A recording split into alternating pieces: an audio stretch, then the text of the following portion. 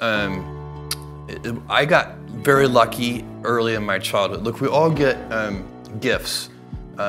We get certain things in our life that are that we're very lucky about. And one of the most powerful one is who your early role models are. You know, they could be your parents. It was your grandfather. It was, in a big sense. My mom and dad, but my grandfather too. And you know, my mom had me when she was 17 years old, and she was still in high school in Albuquerque, New Mexico. And this is in 1964. I can assure you that being a pregnant teenager in high school was not cool in Albuquerque, New Mexico at that time. And so it was difficult for her. My grandfather went to bat for her when they tried to kick her out of school, and you know, they're incredible. So the gift I had is I had this incredible family. Could you describe a little bit the role of your grandfather? Because sure. John has mentioned it. I think it was really important. It was super important for me, and I spent an unusual amount of time with my grandparents, and especially with my grandfather on the ranch. So he had a ranch in South Texas, and I would spend my summers there from age 4 to 16. And when I was 4, they were taking me for the summer to kind of give my parents a break.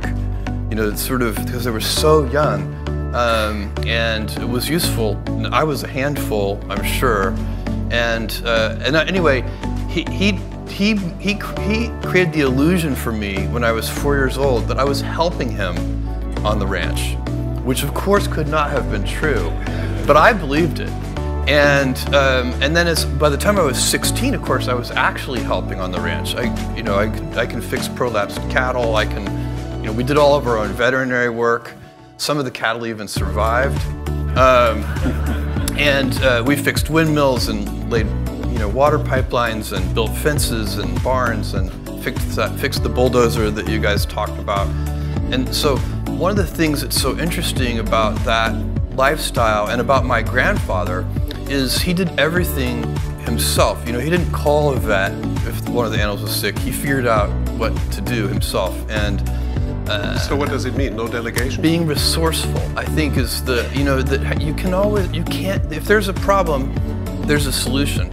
And of course, as you mature and get into the business world and anything you do on a team, you very quickly realize that it's not about just your own resourcefulness, it's about team resourcefulness and how does that work. And but that attitude of my grandfather's was but he was full of wisdom. John mentioned the story about the words my grandfather gave to me at one point of, it's harder to be kind than clever. That story, the slightly longer version of that story, because this was really powerful wisdom, is that I made my grandmother burst into tears. And the way I did it was we were driving on a long road trip, and she was a chain smoker. And I was probably, I don't know, 10 years old, so this was around 1974. And it was in a period of time where there were heavy radio advertisements, sort of anti-smoking radio advertisements trying to convince people to stop smoking. And one of the advertisements had this figure in it. It said something like, every puff of a cigarette takes so many minutes off of your life. I think it was 2 minutes, but I can't remember. Every puff of a cigarette. So I sat there in the back seat on this long car ride and calculated how many years she had taken off of her life. And in my 10-year-old mind, I had been extremely clever to do this. And so when I was finished with my arithmetic, I proudly announced to her how many years she had taken off of her life.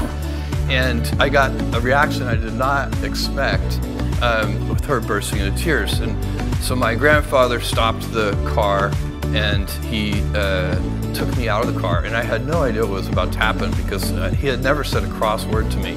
And I thought he might actually be angry with me, but he wasn't. He took me out because we had some privacy from her, and he said these incredible words. He said, you're gonna figure out one day that it's harder to be kind than clever.